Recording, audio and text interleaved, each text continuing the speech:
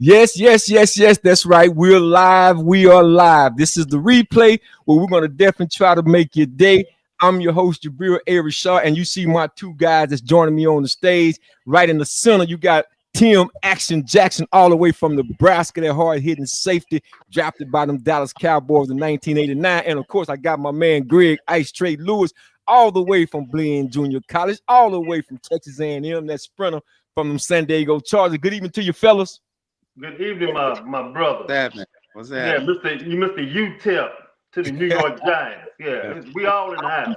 You That's give me how my we do shit, man. Yeah. UTEP is in the building. We are in the building. We say, guys, we got a lot to cover, man. We got about 6 or 7 topics I definitely want to get into. But before we do any of that, y'all be sure that you go over to Islam Worldwide TV, where you'll see that green and white banner. Go to your app store. It's absolutely free. Download that for us, and you'll get this great content right here on the Wise channel. So, guys, let's go ahead and get into it. You know, the college national championship was declared. Indiana Hoosiers is your national college champions.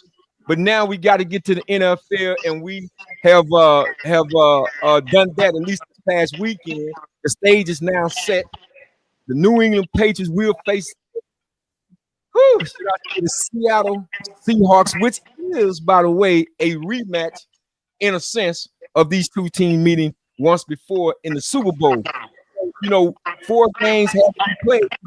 It's over in the AFC as well as in the NFC, but let's start over in the AFC first and foremost. Where you had the Denver Broncos taking on the New England Patriots. And might I say, Tim, and I'll come to you first on this, the Denver Broncos got snowed in, losing to the New England Patriots 10-7. How did you see the game? What was your thoughts, and how do you assess it? You know, Payton said, Coach Payton said that he can win with his backup quarterback. And he played pretty well, you know, but he was the backup quarterback. And so I expected New England to come out with it, even though both showed a little bit of, we call rookie. They weren't rookies, but they showed kind of rookie-like play every once in a while. Those defenses for both teams played excellent. That made the game. But, you know, when you look at things, that weather really played the whole game. It was about who can play better in the weather, who can play in the storm, who had better footing, who could cut. Because that's one thing about it. You gotta shot them steps up. You know, you can't take them long gated steps anymore when you're playing in the snow and you're playing on ice. You got to take them short steps in that rain and actually get out your brakes and all that kind of. That stuff meant something. And every once in a while, you see guys make mistakes, get out their brakes on offense and defense. You would think the offensive player has an advantage because they know where they're going.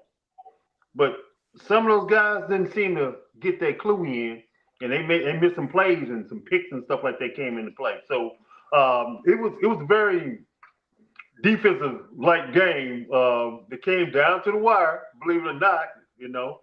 And New England has a better running team. They ran the ball better.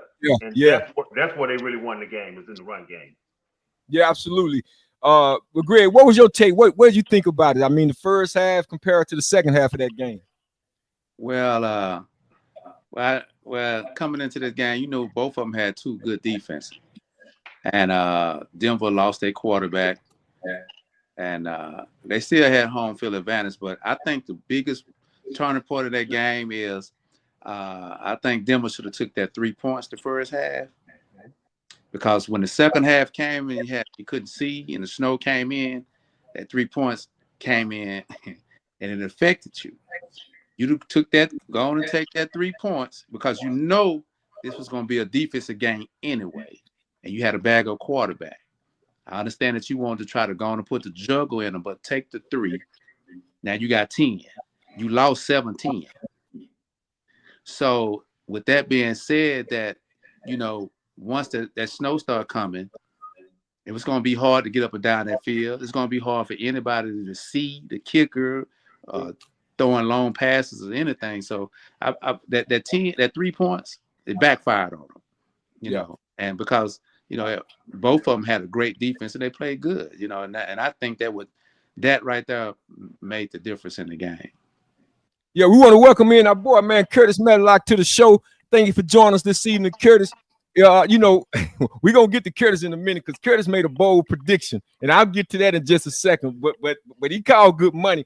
But to your point, though, Greg, you absolutely correct. You know, it was gonna be one of those games, and I feel like Sean Payton might have thought he was playing against the Indianapolis Colts. I think it was, and he went for the outside kick or whatever the case may be, because he always trying to have some type of element of surprise, right? Yeah. And I thought about the same thing that you just said. Those 3 points was going to come in, you know, handy. And of course, you know, they both defenses, as you stated, it was excellent. We knew that Denver had a great defense with Bonito and those bars on the edge rushers, and so did the New England Patriots. You know, Drake May, I think he was 10 or 21 for only 86 yards with 0 touchdowns. So that was one of those games, as Tim said, man, it was really more of a run game than anything. And those 3 points really, really hurt him. Did I tell you, if I'm not mistaken, Denver kicker missed 2 field goals in that second half? Yeah. Because of it. So that's something that, you know, to think about, you know, taking advantage of those opportunities when those opportunities present themselves, especially in those kind of conditions and in that climate. For Sean Payton not to have known that being with them really surprised me. It really did. Right. I think you're trying to do more than you should have, in my opinion. You know, he should have just, like I say, play the percentages, as they say, and been forward thinking. And what I mean by that is that in the first half, you could see the weather conditions were starting to change because there was a little bit of snow flurries on the field. And if you're looking, you know, in toward the third or fourth quarter, common sense probably would say, you know what, let me go ahead and take this 3 points. I know there was some that were trying to say, he tried to take it up and say, well, you know, you in the game, you don't know if you're going to get back down there that close. Well, exactly. Because 3, last time I checked, is better than 2. And it seemed like Mike Vrabel did a better coaching job than you, playing in your building, in your, you know, weather conditions, even though we understand Boston, Massachusetts, they get snow just like Denver. But I think with that thin air that they play in, the climate in and of itself, playing in the high altitude, it just seemed like Mike Vrabel was ahead of the score. So yeah, I definitely think, man, he blew it with that call to not go for those 3 points. But Tim, it's like you want to add more to that. Well, no, well, let me say this: when it's a defensive game, and Sean Payton, I know he had control, you know, of his offensive game, right? But the offense didn't do anything. It didn't make plays. And he tried a few things. He tried a few little trick plays and stuff like that. He tried to do some little razzle and dazzle a little bit. He tried a little thoughts, but man, it was really that run game. You know, you need to run the game and then pass in the right place and make the plays at the right time. It is so funny that so many coaches keep trying to go for 4th down instead of kicking the field goal. Just to echo what you guys are talking about. I mean, this seemed to be a trend that actually these coaches keep losing. Most of the coaches, you keep trying in that end, trying to get that 4th down instead of kicking that field goal, and it's going to come up again. We're going to have a conversation again in a minute. Try to, instead of kicking the field goal, keep going for it on 4th down, and they don't have the momentum. They don't have any momentum. Usually you go for it on 4th down when you got momentum going on, right? No, they don't have no momentum, no rhyme or reason for it. They ain't have matter of fact, when they pick out a play, the play isn't even executed well, and they don't even have anywhere to throw the ball. I mean, both teams have done it. All the teams have been doing that on 4th down in the end zone and being thwarted by the defenses. That says a lot about defenses as well, too. They're playing really well. Yeah, absolutely. I definitely agree with you on that. And this is one of, you know, the sad thing when I think about the Houston Texans, you know, CJ Stroud, if you're looking at the AFC, in my opinion, had he played to just, you know, he didn't have to be great, but had he just played to be good, you know, just give us a little bit of that rookie magic that you had 2 years ago. If he had just played to that level, I believe, would have been in the Super Bowl, because that defense was built to beat the Denver Broncos, especially after Bo Nix was out. So this is 0 turnovers. Yeah. I mean, turnovers would have did it. That's all. Yeah. I mean, and that's one of the reasons why, you know, when you go back looking at that game with D'Amico Ryans, not pulling him from the game in that first half just to settle him down and had that conversation with him, I think definitely done him a disservice. He played a little bit better the second half, and it wasn't his fault that the running back fumble going in. But again, you're talking about seizing the opportunity, man, the season opportunity. And this is what I'm watching Mike Vrabel he's doing with the New England Patriots, is seizing the moment, seizing the opportunity, having to go on the road, to beat the number one seed. He's seizing the moment, being in that position. But you say what though, Greg? Well, to his account, you gotta look at his career. He played in them type of games under Belichick for many a years, so he understands the concept and he understands the stage that it's on. He understands that what things need to be done because he had a great leader and he played in them type of games in the snow in Denver. He played those type of games, so he know mentally and physically what it was gonna take to win those type of games because he actually played in them type of games. Yeah, absolutely, man. And that's we can't really add no more to that other than both coaches. You got a player who's been in there on the NFL level. We understand that Sean Payton was once a quarterback for East Carolina, if I'm not mistaken. Being the NFL, being a player, having won a Super Bowl, and then a coach also, man, I think that went a little bit more in the Patriots' favor in my estimation. But that's going to set the tables for the AFC. The New England Patriots, congratulations to them. That's hard for me to say about that, but congratulations to the New England Patriots. They are the AFC champions. And they're up playing for their 12th Super Bowl appearance, or 13th Super Bowl appearance, somewhere in there. So we'll see what's going to happen. So now let's flip over to the NFC, because NFC you have the Seattle Seahawks taking on the Los Angeles Rams, going at it for a third time. The NFC West was really strong this year. But here's, to be honest with you, and this is where I got to give my boy Curtis Blow a shout out. He called good money. He said that it was going to be New England and the Seattle Seahawks in the Super Bowl. Now, granted, personally, it was easy to go with anybody that was going to play Denver because they had Bo Nix in it. That's just my humble opinion. But I kind of felt like, Peyton probably would have called a play here or there to get them over the hump, but it didn't happen. Now, on the flip side over here, it came down. I wanted to see Seattle win, or felt like they would. I just don't trust Sam Darnold. And I felt like I said it came down, it would come down between Sam Darnold and Matthew Stafford in a duel. Who do you like in a duel with both defenses playing good? And it became a shootout. And credit to Sam Darnold. He did his thing. Now, I never have been high on Sam Darnold since I watched him play at USC when they played, I believe it was Ezekiel Elliott and them in Ohio State in that bowl game. And he couldn't read coverages very well. He has improved a lot. When we talk about our Super Bowl in a second, I'll get to it. I don't want to give it away.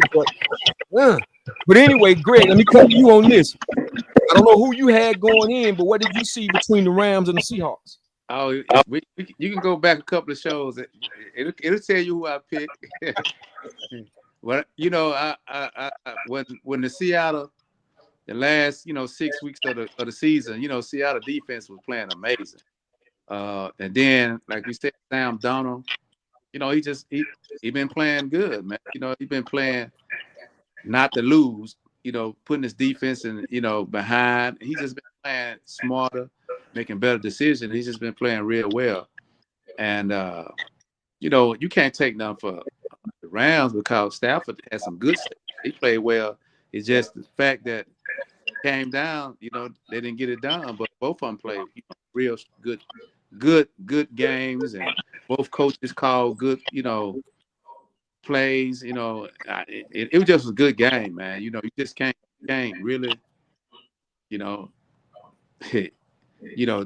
can't go wrong. When both teams play like that, somebody's gonna lose. That. So, but I think both the coaches had a good game plan. I think both the quarterbacks played good. I think that both teams played excellent. Well, Tim, let me come over to you right quick because when you break this game down, Seattle, again, their offense did enough to get the job done. There was some definitely done, on the Rams side. And, I don't know, we got a little technical coach. Might want to cut it down just a little bit. I don't know how long that is. But I'm telling you, man, this was one of those games where it could have went either way. And you got two opponents that's very familiar with one another. It's hard to beat a team one time, let alone you trying to play them 3 times, and now you got to go on the road to their house.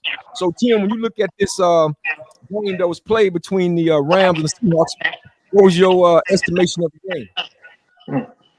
You would think you see this game in your mind. You say, okay, whoever get the ball last gonna win the game, right? Because it was going back and forth. I mean, this was a riveting game, back and forth, who gonna lead, each one taking the lead, each one playing one, the offense is playing well. The defense was making plays, but that offense was better on both sides. The offense was played better than each one, the defenses.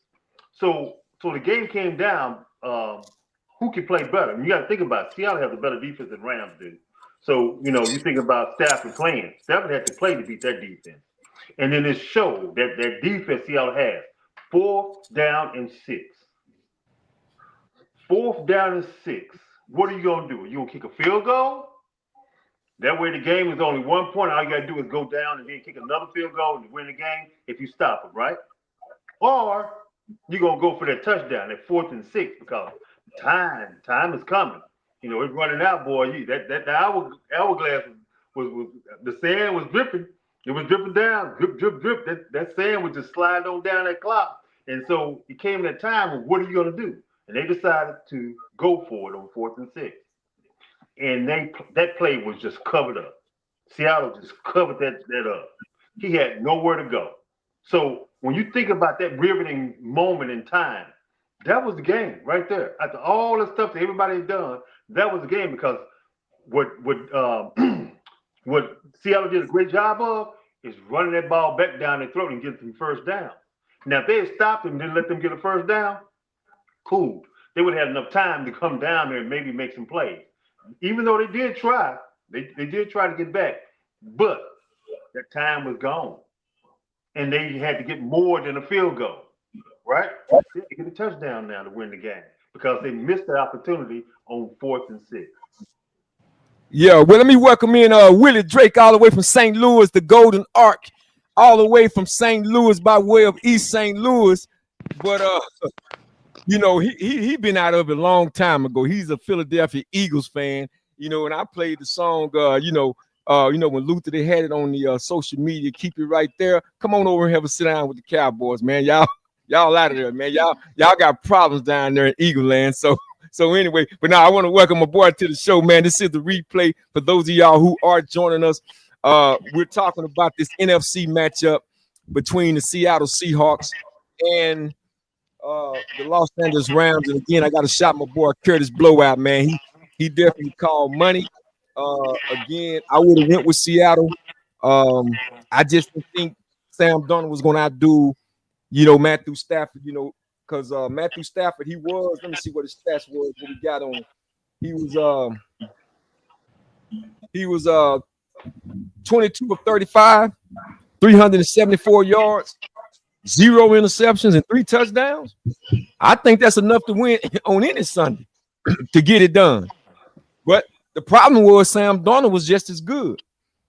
And so, they advanced. I think the Rams definitely had the opportunities. Man, when that boy dropped that punt return, I said, oh, he wouldn't.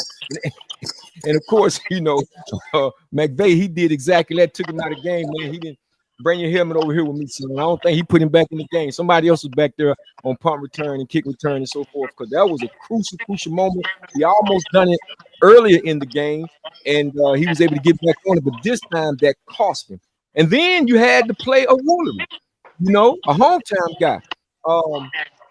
Giving up, going over to the sideline. This one, in the moments of the game when you can't become selfish, because that was a critical moment. Then you come back and get a touchdown up to Puka Nua, and it's like they was almost falling apart. Even had a couple of, DBs got into it on the sideline because it's the heat of the moment. And people trying to win, but you're killing your team. And I thought at that moment, honestly, I thought the Rams was actually going to pull through. When he got that penalty and turned around and they went deep right at it because they knew his mind wasn't locked in. He was a little bit discombobulated at that moment. And Puka Nacua, man, he come back and caught that touchdown. I said, oh, man, it looked like the Rams going to pull this one out. But you talk about a team keeping their composure. That's how you keep your composure. And they did exactly that. So big shout out to the Seattle Seahawks. They became the NFC. And, see how this thing going to go. Because now the stage is set. The Super Bowl is set. New England Patriots against the Seattle Seahawks. And, Greg, I'm going to come back to you on this. Who you like, Greg?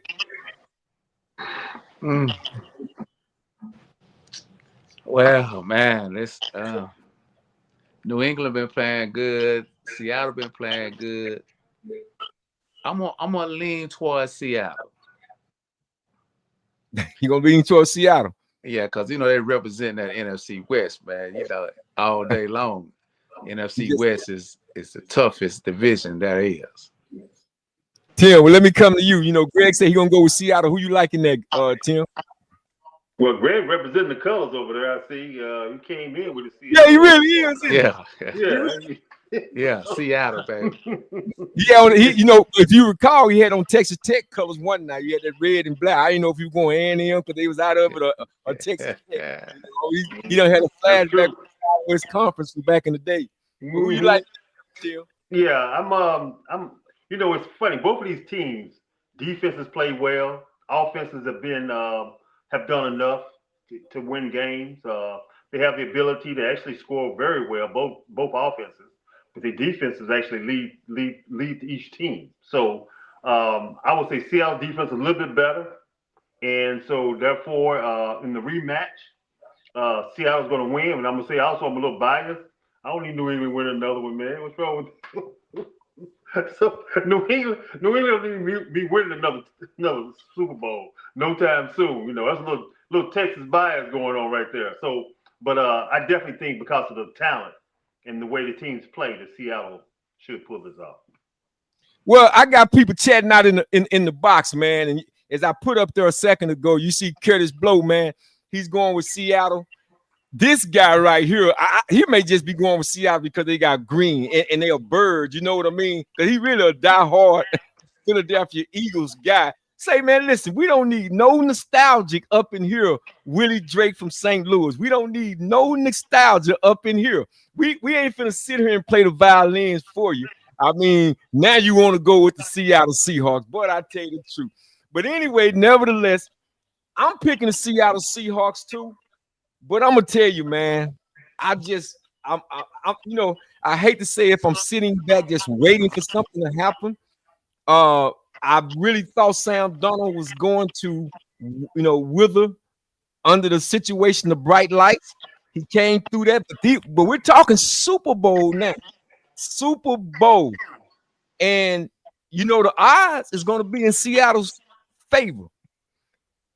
When we talk about the intangibles, we talk about a Mike Vrabel, like we mentioned earlier, being a former player, Super Bowl winner himself. I already have the experience of a head coach. It makes you kind of raise your IQ, your football IQ, and say, okay, well, what are the intangibles in this game? All New England have done all year long was pretty much play consistently as a team. Not to say that Seattle haven't, because I think they got the best receiver in the game right now that's playing. That's Jigba, man. All the way Jackson bad. So been like that since high school. But I'm thinking collectively, if I'm looking at it from the angles and the perceptions that I have in terms of the intangibles, it ain't gonna be what I heard one guy say earlier, that this won't even be close. It'll be a blowout. I don't see it being a blowout. I'll be surprised if it is. But again, I'm going with Seattle. But man, I'm gonna tell you, it's shaky with me, and it's only because, again, I just don't trust Sam Darnold. That's just, and I'm not sitting here rooting. if he go out there and play the way he's been playing, of course, it's Seattle hands down. But I just want to, Mike throw a few old Bill Belichick wrinkles in there. I'm just wondering if, hey, he might call old Bill on the phone. I don't know, Tim. Tim, you got that look on your face, man. I know that look when I see it. Go ahead and I'm just saying. I actually feel your trepidation about Sam Darnold because his history has said, let's be careful, right? But you got to give him 2 years of it. Drake May has been groomed to actually win. He's been a player, but he didn't win when he was in North Carolina. He just played well. He plays well. He's gonna play well in this game. But he's a young guy. He's younger than Darnold. So we're still talking about guys who need to, they still got, Similac on their breath. You know what I'm saying? So we ain't like talking about no vets. All the vets are gone. All the vet quarterbacks are gone. So the defense is gonna dictate what goes on. And I'm saying Seattle defense is gonna dictate how this game gonna go because they better at stopping the run. Because they can shut down the run game. Yeah. Oh, yeah. So New England can run the ball. They run the ball really well. And Seattle can go ahead and hold that run game down. That's gonna put it, and I think it ain't great to put it in Drake May's but it's a lot better than that run game just pounding and getting those first downs. But Tim, let's be careful here though. Let's be careful here. I just realized something, because you said Greg looked like he dressed for the Seattle Seahawks anyway. And Curtis, both of them are 49er guys, he's 49er fan along with DA, right? I just got to thinking about it, man. Do you think this might just be an NFC West thing? Maybe they just want the winner to come out of the NFC West. You know what I'm saying? But we shall see. That just cost my Because some Cowboy fans sure was on the line when 49ers lost. Yeah. Line when the Rams lost. Yeah, come sit down with the Eagles and the Cowboys. Yeah, that's true. Hey, I don't mind sitting down and get a couple of more checks. You know what I'm saying? I ain't tripping. You know what I'm saying? Well, that's a great segue to this question I want to raise because I want to know from you guys, and Tim will come to you first. DeMarcus Lawrence, did he get the last laugh?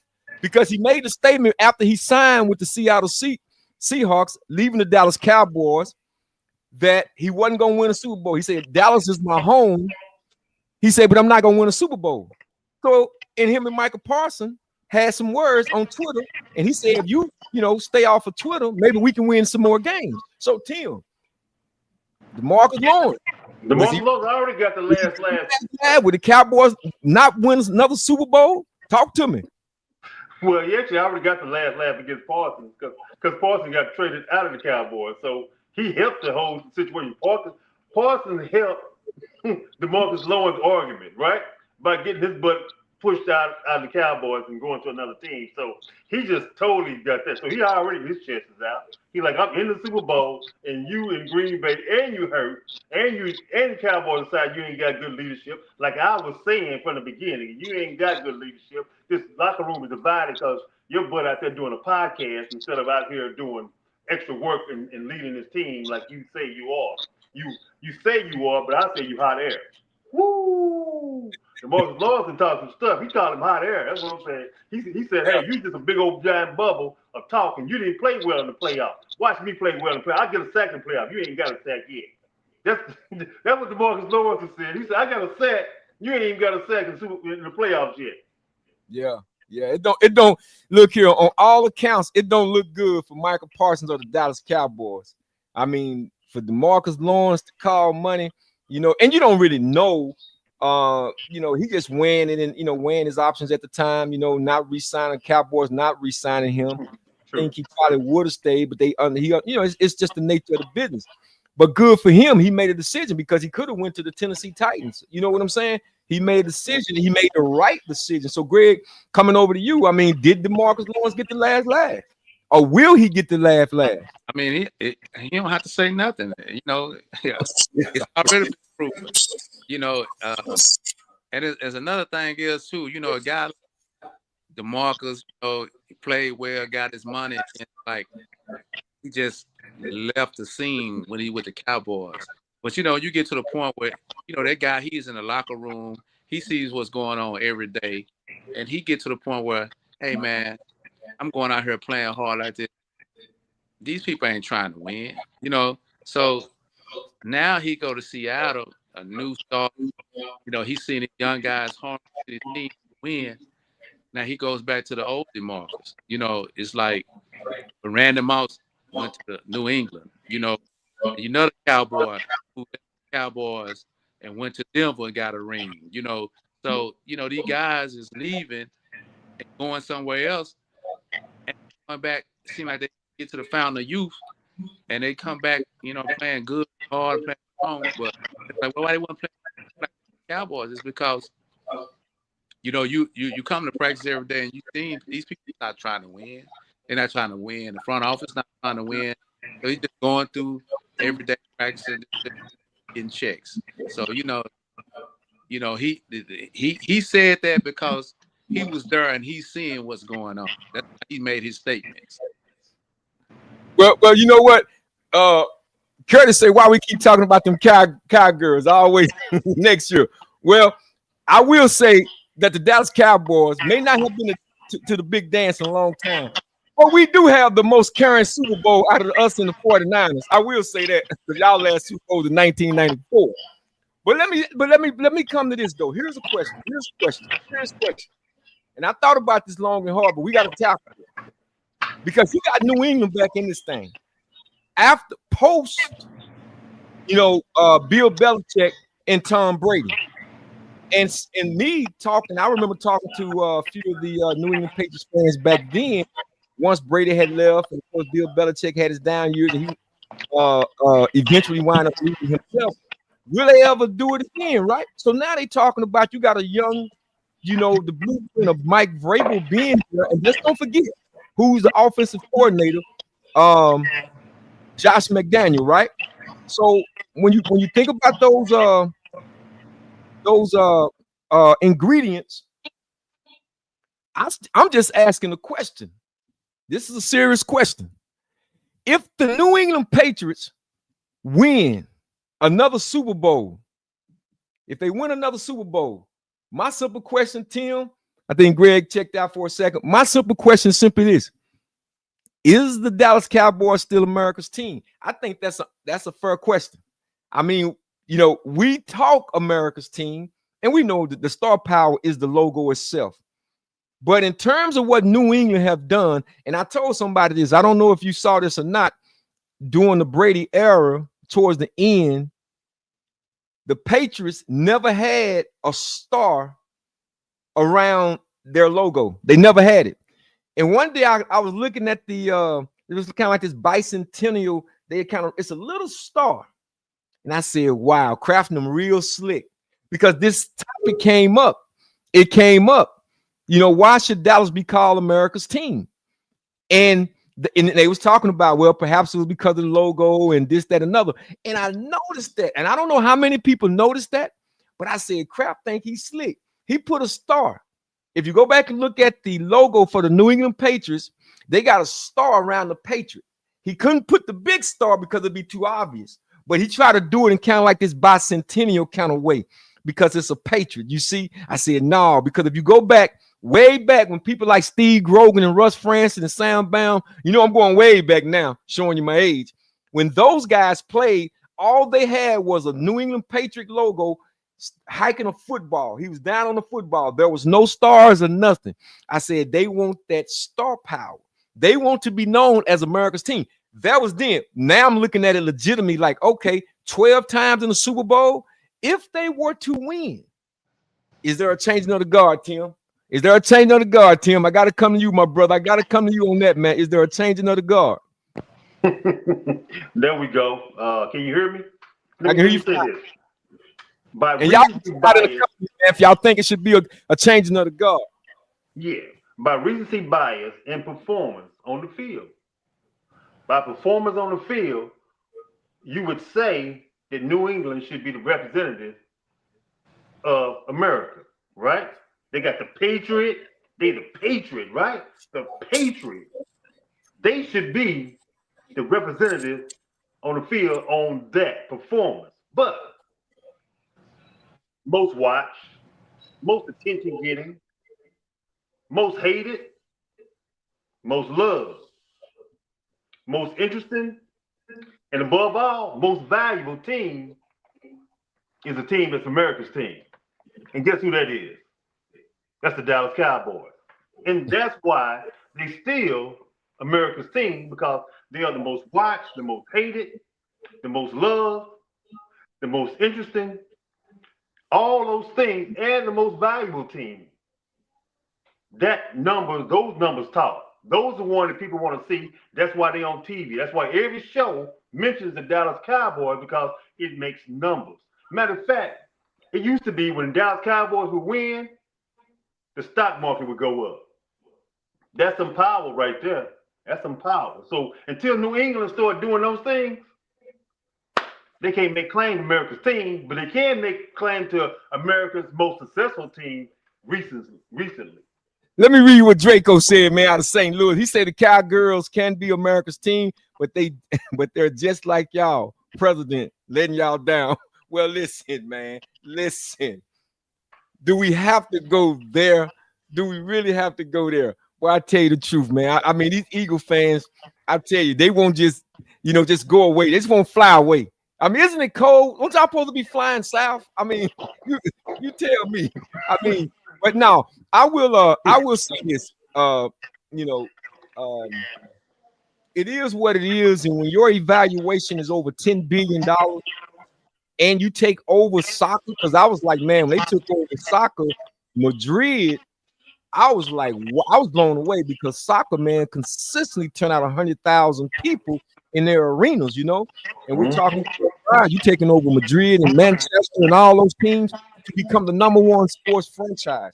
And I think, like any owner, of a team, if your evaluation is worth that, and you have the #1 billing, I mean, box office when it comes to the business side, I think that's really the telltale sign at the end of the day. Because you can claim Super Bowls, but I feel like once you get one, you at least have a Super Bowl. There are a lot of organizations that don't have a Super Bowl. You understand? So, for us to have played, have won 5 and played for 8, and we're tied, of course, with the San Francisco 49ers and Pittsburgh Steelers. And if you notice, I didn't say the Philadelphia Eagles. I don't know why the Eagles, they done had a couple of Super Bowl runs in them, and they ain't never won back to back. So, I mean, when they can do those kind of things, then maybe, just maybe, we might let y'all come in the building. And if we do, you're gonna be sitting up in section 300. But right now, these are storybook franchises when we talk about the Pittsburgh Steelers, the Dallas Cowboys, San Francisco 49ers. You could throw the Kansas City Chiefs in there. I think you can put them in there about now, and the Green Bay Packers. But the Philadelphia Eagles, y'all still got a ways to go. I need y'all to figure out what y'all gonna do with your head coach and your offensive coordinator, like, because Christian Parker, man, do you think he just left the Philadelphia Eagles because he just wanted, man, he wanted to look, he's trying to get his shine on. Anyway, he got me going toward the Philadelphia Eagles right now, man. He got me going toward the Philadelphia Eagles. Talking about, no, I have no problem with the Cowboys being America's team. They need to get it together. That's Curtis saying that. Yeah, we're going to bring a lot of them back, man. I think they're doing the right thing. We bring Greg back up on stage. But anyway, that was a question, Greg. I don't know if you timed in on that topic right there. Is Dallas still America's team? And listen, because you like the 49ers. Of course. Of course. See, of course. That's I gotta give him a clap song. That's man. Something that's something that is in stone. That's something started before we even, we growing up. That's all you hear about. The Dallas Cowboys and who shot JR. Yeah, I mean, you can't change that. Sure. You can't change it. I don't care if they go 0-16 or whatever. You got to live with that. The Cowboys is going to be always America team because of Dallas Cowboys. And who was known for Dallas Cowboys and Dallas to show who shot JR. You know, that's And all. You know, now all I need is Daryl Alexander, man. I just need him to get his, because you know he give you an honest statement now. I don't know, Kirk struggling with it, but you know it is what it is, man. I don't. It is what it is. It's hard. It's gonna be hard. That's something that you just can't change. You know. Yeah. No doubt, no doubt. We got to change it up right quick, guys. Again, this is the replay where we hope that we're making you guys day. Don't forget to download that green and white banner. Go to your app store and you'll see it. It's right there at Islam Worldwide TV. We have a whole nother streaming network. We're getting direct engagement across the United States as well as in over 120 countries. So we're not just here on Facebook, although we are on Facebook. We're not only here on this platform. We are streaming across USA as well as in 120 other countries. So guys, let me go over here real quick because the Pro Bowl announcements came out. Shedeur Sanders got in, but my question is Shedeur Sanders a Pro Bowler, or is this a marketing tool for the NFL, Tim? I don't know about what criteria that he made it. I don't know. I don't know what they use. I've never seen it before. No quarterback has made it with his numbers. No quarterback has made it with the amount of time he played in the season. This is the first time ever. Now that we replacement. A lot of guys ain't going, right? They wanted to go to Hawaii, but they ain't going to this one, right? So he probably was just next in line, and then next in line. But the other part of this is the one thing you just said, though. It's the best marketing that they could have. Because Shedeur is box office. You know, get your popcorn ready. You know, he like the Cowboys, right? Right, there you go. He like the Cowboys. Get your popcorn ready, as your boy Terrell Owens would say all the time. Get your popcorn ready because the show's about to begin. So that's the one thing about it. Media checks in on people that they just find interesting. Once they decide to be interested, just like Caitlin Clark, okay? I just threw that in there real quick. When they find somebody interesting, they plug in. And Shedeur Sanders is one of those people. Like the Dallas Cowboys, they plug in. So yeah, it's definitely for those reasons. Marketing is in the house. Yeah. I mean, like it or not, you had a lot of injuries over in the AFC, a lot of quarterbacks, the Josh Allens, you know, the Heberts and of course the Lamar Jackson, those guys, man. Of course, we know Patrick Mahomes being hurt early in the regular season and so forth. So it's an opportunity. You know, it's not so much, you know, I don't even think if you were to ask Shedeur Sanders, I think he knows that. But I think what this does, it enables him to build on his confidence as a quarterback, get a chance to get his feet wet, to see how other guys, you know, interact with other guys and so forth, and just playing in the game itself and the camaraderie that comes with it, and continuing to build your confidence. For me, this is what I see. This is what I think him being selected to the Pro Bowl should do for his confidence. Yeah, you could have probably looked at Cam Ward since he was the #1 quarterback taken. But again, it comes down to marketing, it comes down to money, you know, and he has a large following. In fact, he made, from my understanding, he made more money than any other rookies, including Cam Ward, in terms of jersey sales and so forth, off the field things. So you know, they're following that. And the NFL has their numbers people, so to speak. They're accounting, which wouldn't surprise me. It's been kind of circling. I don't know if it's going to happen or not, but it's been kind of circling rumors since a lot of these coaches don't want the Cleveland Browns job. They may try to go out to Dion to reunite him with his son Shedeur. Man, what you talk about your fan base putting money back in your pocket, Mr. Haskell. You want to recoup some of that Deshaun Watson money? There you have. You make that move right there. But again, in relation to Shedeur Sanders, I'm not hating on it either way. So we'll see what happens. He'll get that experience playing in the Pro Bowl. But anyway, I gotta turn to another subject. Getting away from the NFL gridiron, I need to go to the basketball court and lay the foundation for this because I posted something this past p.m. Don't know if you had a chance to or not, but I had to vent a little bit because I was so heated with Jason Kidd and what he did when the Dallas Mavericks played the Los Angeles Lakers. for this man to, they was down first half, came out swinging, played like, man, they played like NBA finals.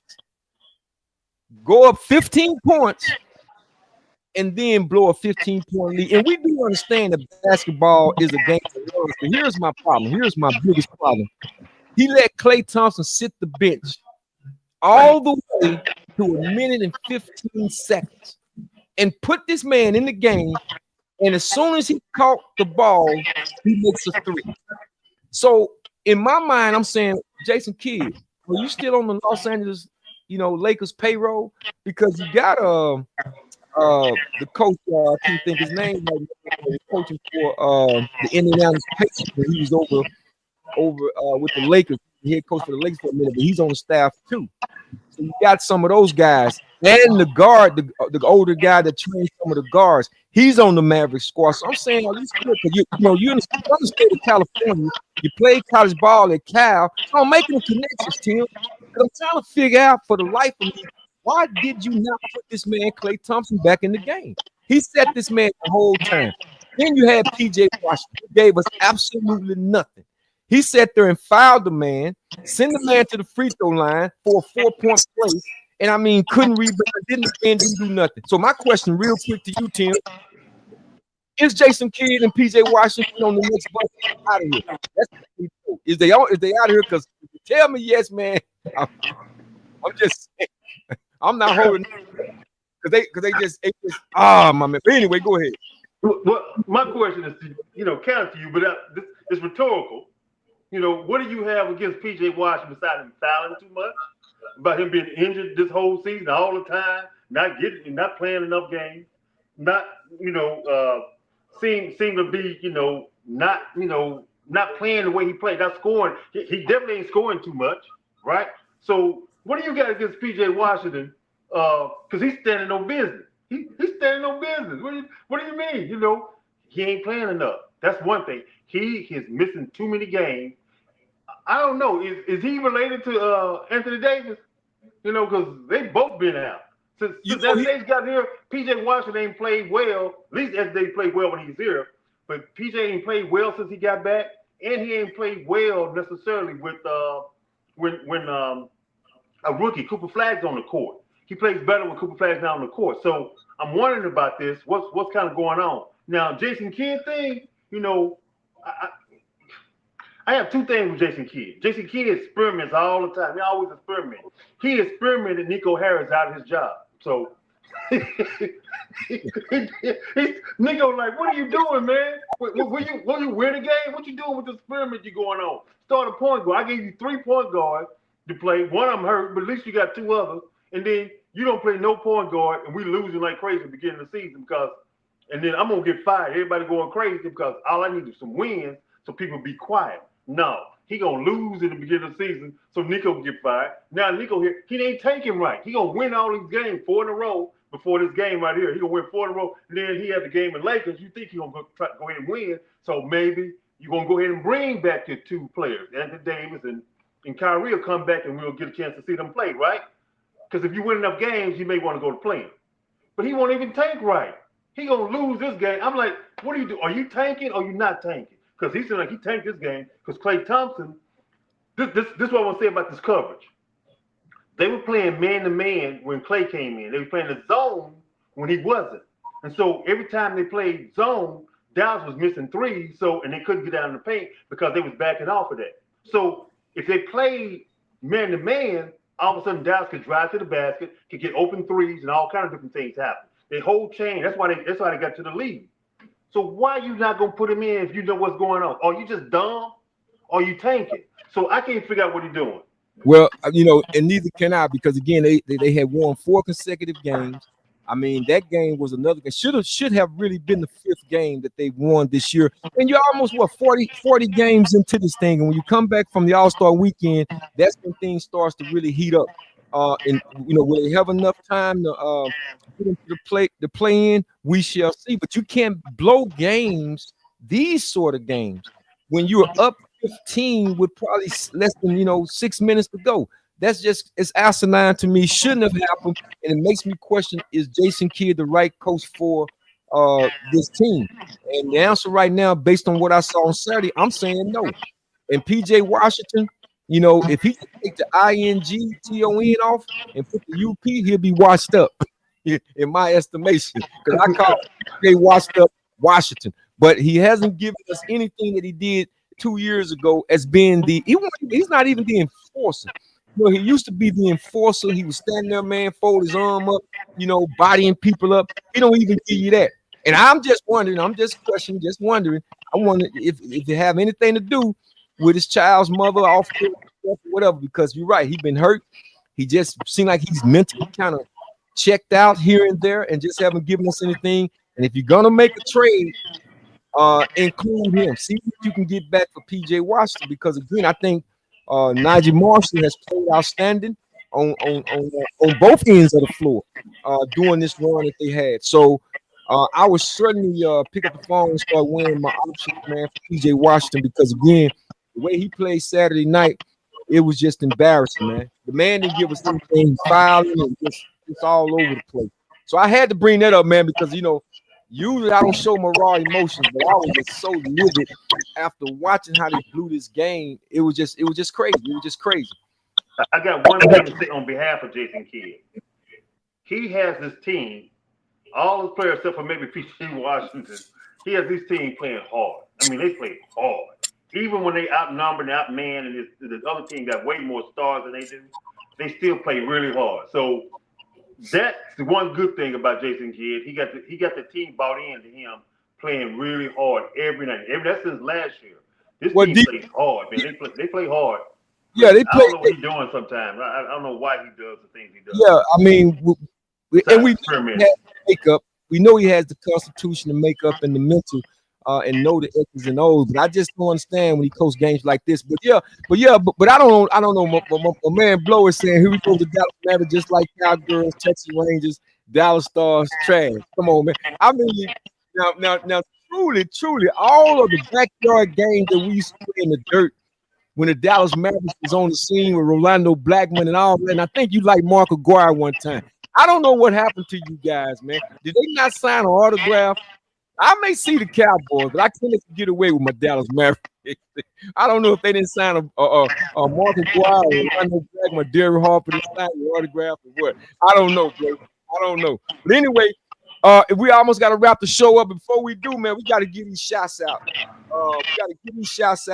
And I'm gonna take it back to the Seattle Seahawks and the New England Patriots in the Super Bowl. Man, we got some people. I'm shouting out, and I'm gonna do it early, man. We shouting out. I want to make sure I do this. I don't want to miss nobody when I give this out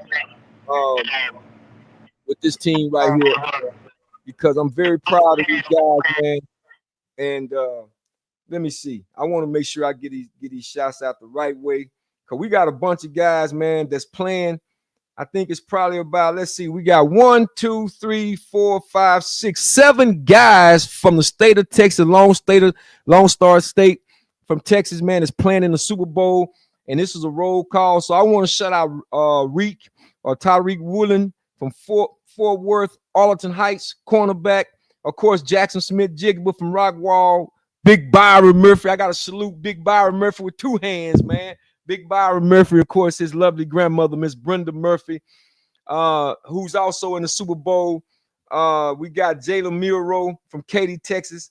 Oh, Milroe, being former Alabama quarterback. Didn't even know he was over there. I forgot. Yeah, then we got Josh Jones from Richmond, Texas, offensive tackle. Tyrese Knight from Lakeland, Texas, linebacker. And Kristen Haynes from Bowie, Texas, the guard, man. So we got 7 guys from the Lone Star State that's going to be playing in Super Bowl 60. Big shout out to those guys, man. Hopefully they can bring home the trophy. And I wish them nothing but the best and successful. So Tim, who you shouting out? I like that shout.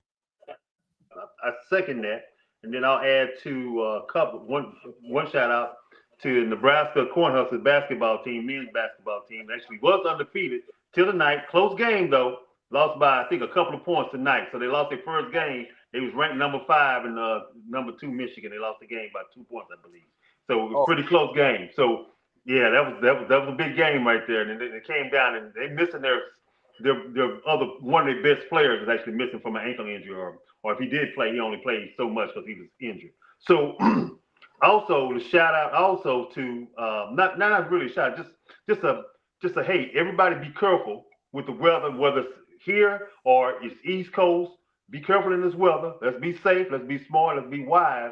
And let's look after each other. And there's been a whole lot of Samaritans out there. That's what I want to shout out to. All these good Samaritans have been helping people who cars have been stuck and all those type of things that are going on because we got black ice in Texas. So people have been helping them and trying to inform them and let them know, hey, let's make these wise decisions. You don't got to get out. Don't get out. If you do, be careful and be smart and be wise. Absolutely. And Curtis Blow, he's shouting out the Seahawks. So if you shouting out the Seahawks, that means Willie Drake might be shouting out the Eagles. He might be shouting out the Eagles, but we don't know. We shall see. But anyway, this has been another episode of the replay where we hope to make you guys today. My man Greg had to check out. He had a little bit of technical difficulties, but I know he'll probably want to shout out to the Seahawks. So I'm just going to put two words in my know. But big shout out, to my guys also, man, for joining me this evening. Shout out to you guys for joining me this evening. Man, make sure you still. Hey, Flo, I think we're going to come back, man, with Metaphors of Love for February, man. For the whole show, I ran into some things. I might need to bring that up and just do a quick little episode or something. I'll keep you guys posted. Those of y'all who know, you know. This has been the replay. And we hope to make you guys safe. Don't forget to go down and download the app over at the App Store, Allison Worldwide TV. We got a lot of other content that's uploaded on the channel. All right. And as always, guys, peace and love. Y'all be safe out there. Stay warm. Stay blessed. Be wise.